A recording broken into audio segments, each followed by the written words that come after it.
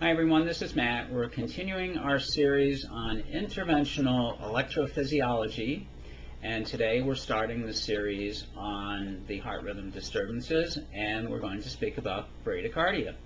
Bradycardia is an abnormally slow heart rate, defined as less than 50 to 60 beats per minute. You can check your heart rate by simply checking your radial pulse for a full minute, and if it's less than 50 to 60 in the middle of the day when you're having activity, you are probably best off contacting your doctor in light of having symptoms. That is, you feel weak or unusually tired. So they would want to look into that further. Your doctor and or your cardiologist is likely to want to do an EKG and see is there any obvious rhythm problems that are explaining why your heart's beating too slow. Another test is a Holter monitor. That is an EKG that is taken continuously for 24 to 48 hours and sometimes longer. And that you wear. And then you bring it back, they get the results, and they see if there's some clear explanation in your heart rhythm for your symptoms. So, and for those who do have clear symptoms and clear problems in terms of their heart rhythm, one of the most common interventions, independent of any medication issues that someone might have, is a permanent pacemaker. The permanent pacemaker is a way to supplement your own heart rate. Some people are at risk for not having any heart rate at all. Then they may have the pacemaker do all the work. And then other people just need a boost. Somebody might have a heart rate of 30 or 35. And the cardiologist would program the pacemaker to fill in up to the level of 60 or 70. It depends. They are individually tailored, that is, those programs, for the individual based on a number of factors, including what do they do for work, how active are they, etc. So, there are two areas of the heart that most commonly have issues when you have a slow heart rate.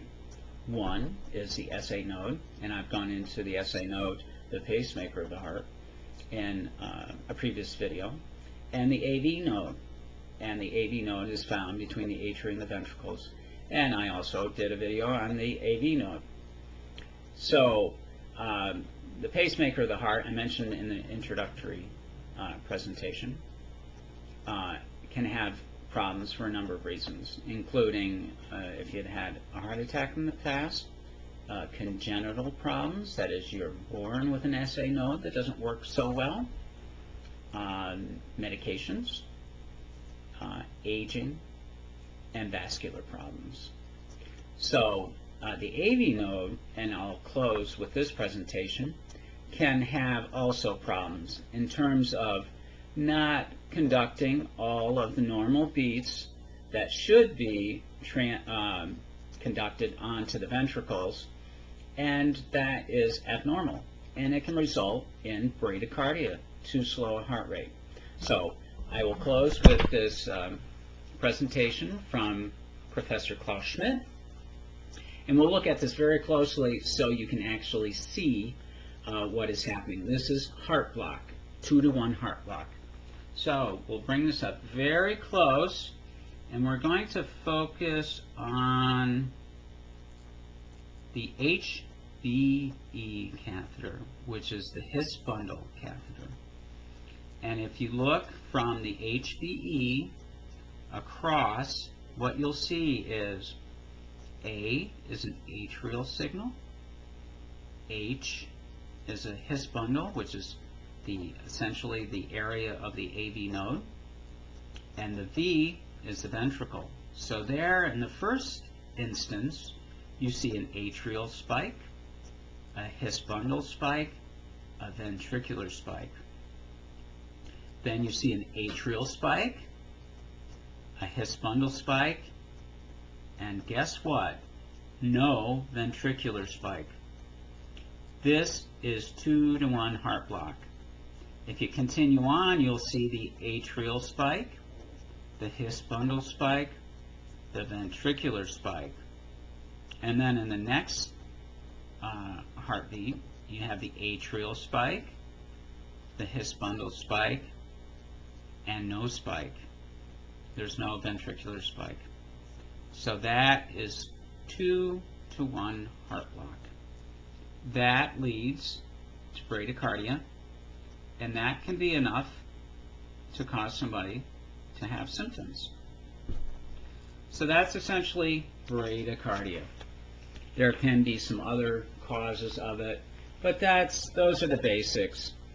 If you're not symptomatic, it's still good to check with your doctor. You may be on the borderline of being symptomatic, and if you see your doctor, they can look into some simple solutions. It's not unusual that people have to have their medicines adjusted if they're on specific medicines. It can be necessary to go ahead and treat it, even though you're not symptomatic, but it's really too slow, that is your heart rate, to not take some action in regards to your bradycardia.